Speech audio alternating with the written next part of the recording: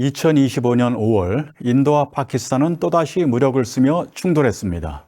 다행히 충돌 4일 만에 휴전이 성사됐죠. 두 나라는 핵무기를 갖고 있습니다. 한 번 핵전쟁을 벌이면 두 나라뿐만 아니라 인류 전체에 재앙을 몰고 올 수 있죠. 두 나라는 핵전쟁을 회피하기 위해서 정교한 위기관리 체계를 운영하고 있습니다. 오늘은 인도와 파키스탄 두 나라의 핵무장 역사와 현황, 핵전쟁을 회피하기 위한 위기관리 체계, 두 나라의 경험이 한반도에 주는 시사점을 살펴보겠습니다. 인도와 파키스탄은 어떻게 핵무기를 개발했을까요? 먼저 인도가 핵 개발에 나선 스토리입니다. 1962년 중국과의 국경 전쟁에서 패한 인도는 안보 충격에 빠졌습니다. 그리고 1964년 중국이 첫 핵실험에 성공하면서 인도는 자국의 생존과 안보를 위해 핵무기 개발을 본격적으로 추진하게 됩니다.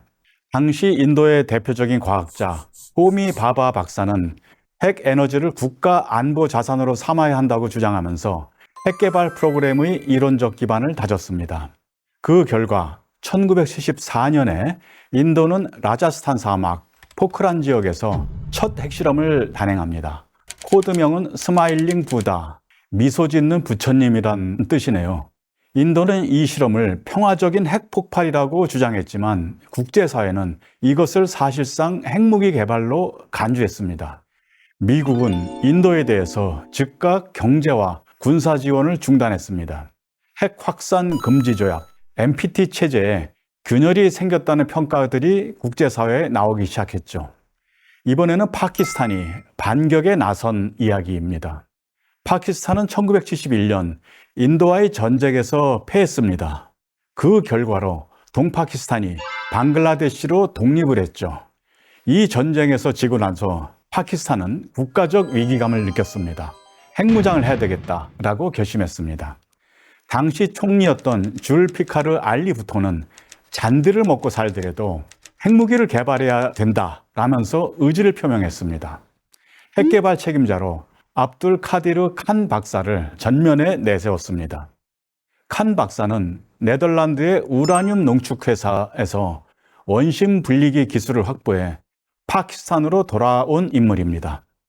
칸 박사는 1976년부터 카우타라는 곳에 비밀 핵시설을 운영하면서 고농축 우라늄을 기반으로 핵무기 개발을 이끌었습니다. 인도가 플루토늄 경로를 택한 것과 다르게 파키스탄은 고농축 우라늄 경로를 선택했는데요. 작은 규모의 시설로 핵무기를 제조하려면 이 방법이 유리하다라고 판단한 결과였습니다.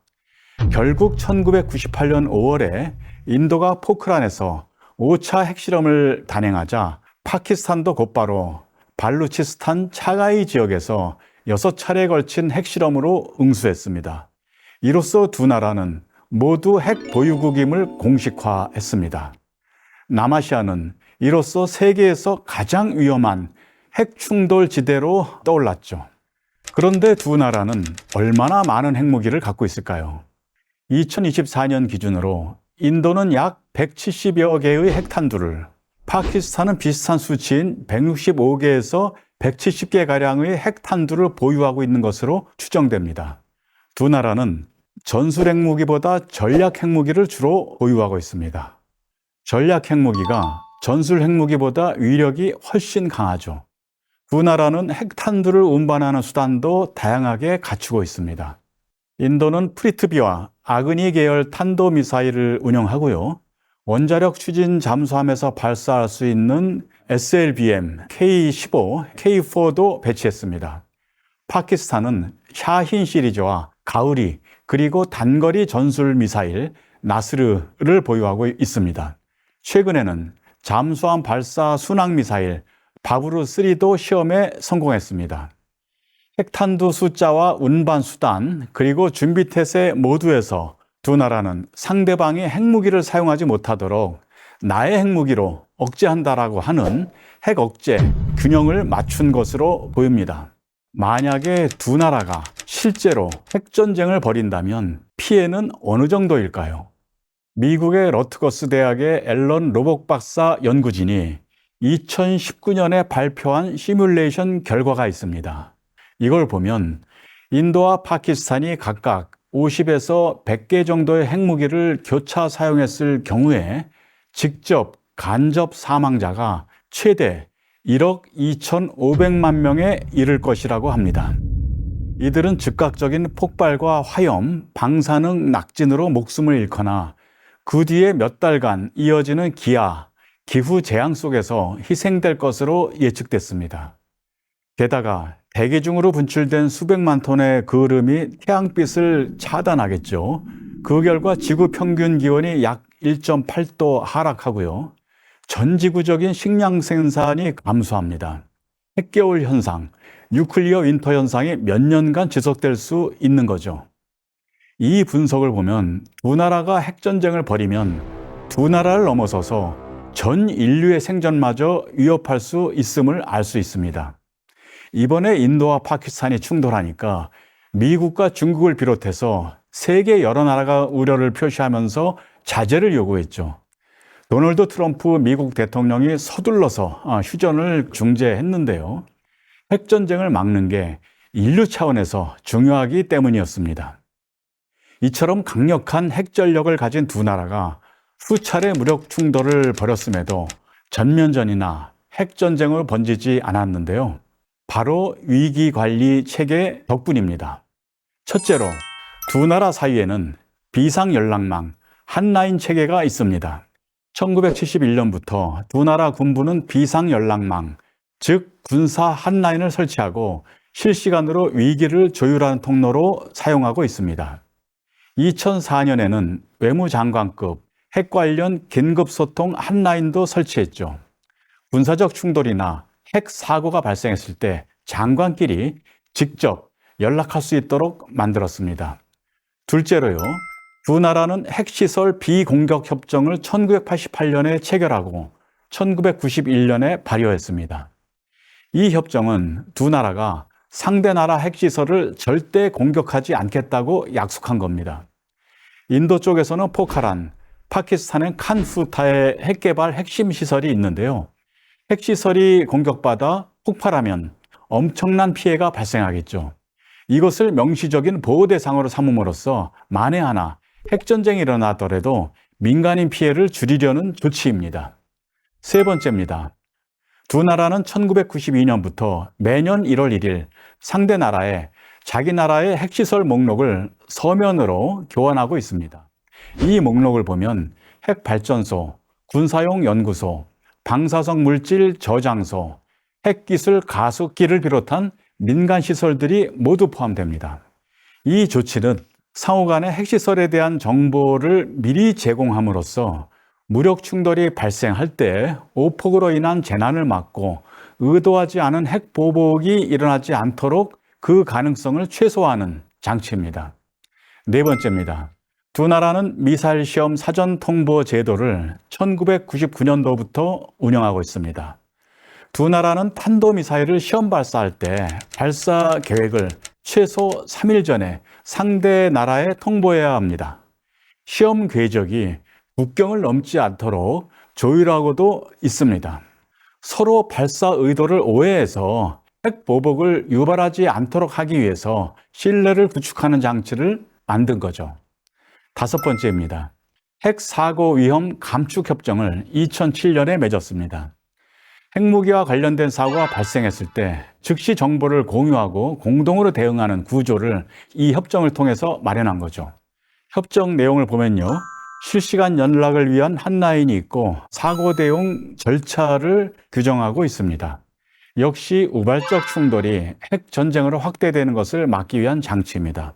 이 밖에도 두 나라는 군사훈련을 할 때 사전에 통보하고 비무장지대를 상호에 감시하는 것을 비롯한 다양한 신뢰 구축 조치를 병행해서 실시하고 있습니다. 하지만 핵 위기 상황에서 가장 결정적인 역할을 하는 것은 위 5가지 체계입니다. 이러한 위기관리 체계가 실제로 가동된 사례가 있을까요? 사례가 있습니다. 실제로 전쟁을 막았습니다. 2022년 3월 9일에 일어난 일인데요. 인도는 브라모스라고 하는 초음속 순항 미사일 한 기를 기계적 장치 오류로 파키스탄 영토로 잘못 발사했습니다.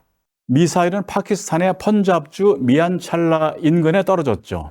민간인 피해는 발생하지 않았습니다.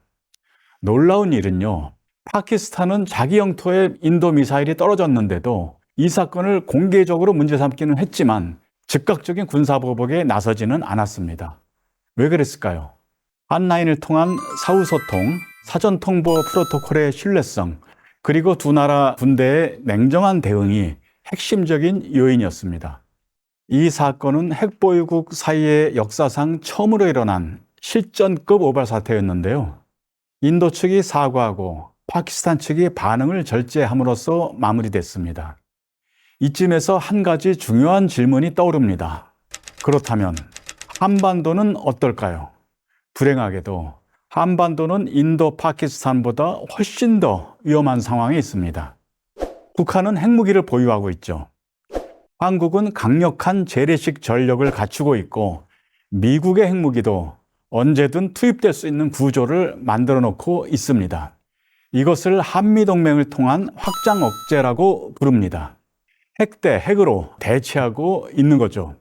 그런데 2023년 이후에 남북 간의 군사 한라인은 완전히 단절됐습니다. 문재인 정부 때 남북 정상회담을 열고요, 9.19 군사합의를 맺었죠. 남북한 간의 접경 지역에서 충돌을 방지하기 위한 장치였습니다. 윤석열 정부 들어서 남북 관계가 완전히 단절되면서 9.19 군사합의도 사실상 폐기되고 말았습니다. 남북 양쪽이 각각 군사훈련을 하거나 미사일 발사 시험을 하다가 또는 접경 지역에서 사소하게 충돌하다가 전면적인 무력 충돌로 확대될 가능성이 매우 많습니다. 그런데 인도 파키스탄과 다르게 한반도에는 어떠한 사전 통보 체계도 없고 비상 연락망, 군사 한라인도 작동하지 않습니다. 핵무기를 보유하고 있는 북한과 역시 강력한 군사력을 갖춘 한국 사이에 오해와 오인을 막을 수단이 없다는 것은 치명적인 문제점입니다. 오늘의 결론입니다. 핵무기를 보유한 인도와 파키스탄, 그들은 적대국입니다. 1947년 각각 독립국가를 세운 이래 두 나라는 공식적인 전쟁만 4차례 했습니다. 국지적인 무력 충돌은 셀 수 없이 많았고요. 그런 적대국이 전쟁 확대를 막기 위한 장치를 치밀하게 유지하고 있습니다. 두 나라는 1992년부터 지금까지 한 해도 빠짐없이 핵시설 목록을 교환했죠. 미사일 시험 발사 사전 통보와 군사 한라인 가동도 몇십 년간 계속했습니다. 한국과 북한은 핵전쟁 가능성을 안고 있으면서도 위기 관리는 전혀 하지 않고 있습니다. 새 정부는 9.19 군사합의 복원을 포함해서 남북한 간의 충돌을 방지하기 위한 대화를 최우선 안보 과제로 추진해야 합니다. 인도와 파키스탄의 사례에서 우리는 교훈을 얻어야 합니다. 오늘은 여기까지입니다.